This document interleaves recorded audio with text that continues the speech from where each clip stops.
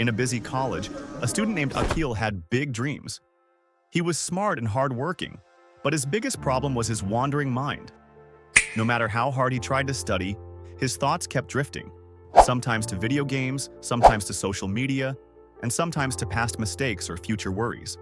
His professors and friends told him to focus, but he just couldn't control his overthinking.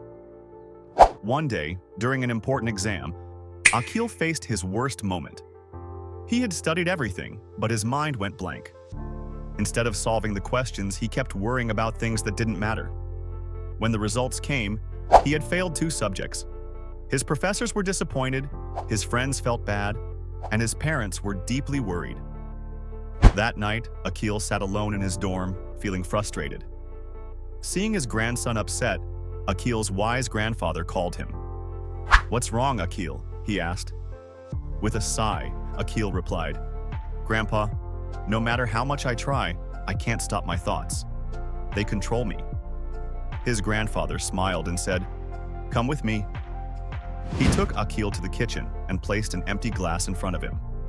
Then, he handed him a cup of muddy water. "Pour this into the glass," he said. Akil did as he was told. Then, his grandfather gave him a jug of clean water. "Now keep pouring this clean water until the dirt is gone." Slowly, as Akil poured, the muddy water overflowed, leaving the glass crystal clear. "Your mind is like this glass," his grandfather explained. "If you keep filling it with wasteful thoughts, it will stay polluted. But if you replace them with useful, focused thoughts, the bad ones will be washed away." Akil thought for a moment. "But how do I do that, Grandpa?" His grandfather then told him a story about a young football player named Vikram, who was talented but full of self-doubt. Before every match, he thought, "What if I miss the goal? What if I embarrass myself? What if I lose?"